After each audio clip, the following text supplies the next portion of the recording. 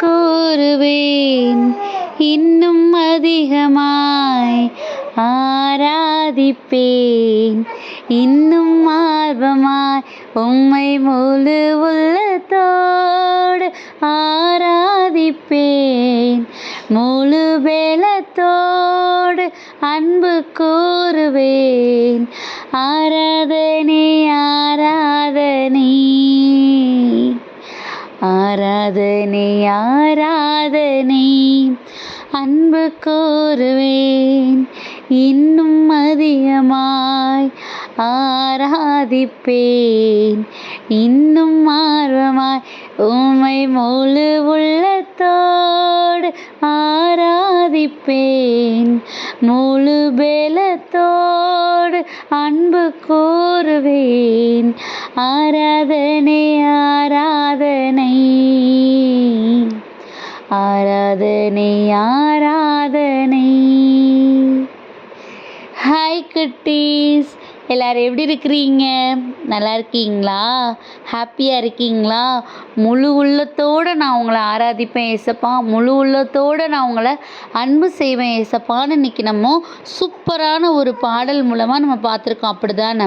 முழு உள்ளத்தோடு ஏசப்பாவை ஆராதிக்கிறதும் முழு உள்ளத்தோடு அவரை அன்பு செய்கிறதும் அப்படின்னா என்ன குட்டீஸ் அர்த்தம் உங்களுக்கு தெரியுமா? நம்ம எல்லாருமே ஏசப்பாவை நம்ம ஆராதிப்போம், ஏசப்பாவை அன்பு செய்யாதவங்க யாருமே இருக்க மாட்டாங்க. அப்படி தானே?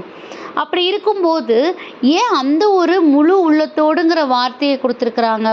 யோவான் 13:34 படியாம், நீங்கள் ஒருவரில் ஒருவர் அன்பாயிருங்கள், நான் உங்களில் அன்பாயிருந்தது போல நீங்களும் ஒருவரில் ஒருவர் அன்பாயிருங்கள் என்கிற புதிதான கட்டளையை உங்களுக்கு கொடுக்கிறேன் அப்படிங்கிற வசனம் கொடுக்கப்பட்டிருக்குது. அப்போது ஏசப்பாவுடைய வசனத்தின்படி நம்ம முழு உள்ளத்தோடு அவர் அன்பு செய்கிறதுங்கிறது என்ன அப்படின்னா, அவரை மட்டும் அன்பு செய்கிறது கிடையாது, நம்ம எப்படி அன்பு செய்கிறோமோ அதே போல் நம்மளை சுற்றி இருக்கிறவங்களையும் நம்மை போல் நேசிக்கணும்னு ஏசப்பா சொல்லியிருக்காங்க குட்டீஸ்.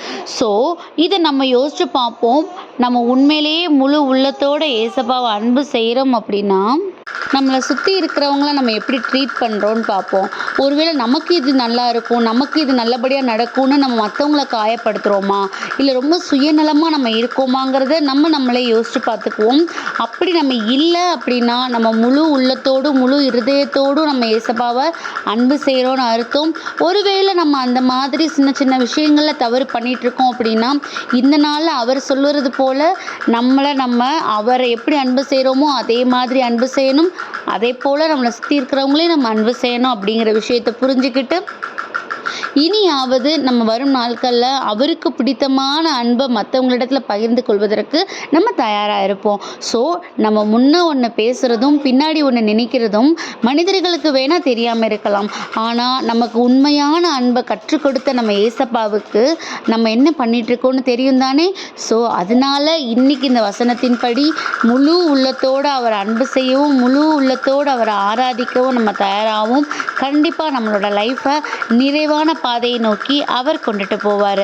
ஸோ ஏசப்பட்டதுக்காக ப்ரேயர் பண்ணலாமா? உண்மையான ஆண்டவரே, இந்த நேரத்திற்காக நன்றியப்பா தகப்பன. இந்த நேரத்துலையும் கூட முழு உள்ளத்தோடு உண்மை தேடுகிற மக்களாக நாங்கள் இருக்கிறதுக்கு எங்களை எடுத்து உம்முடைய சித்தத்தின்படியாக வழி நடத்துங்க. ஆமீன்.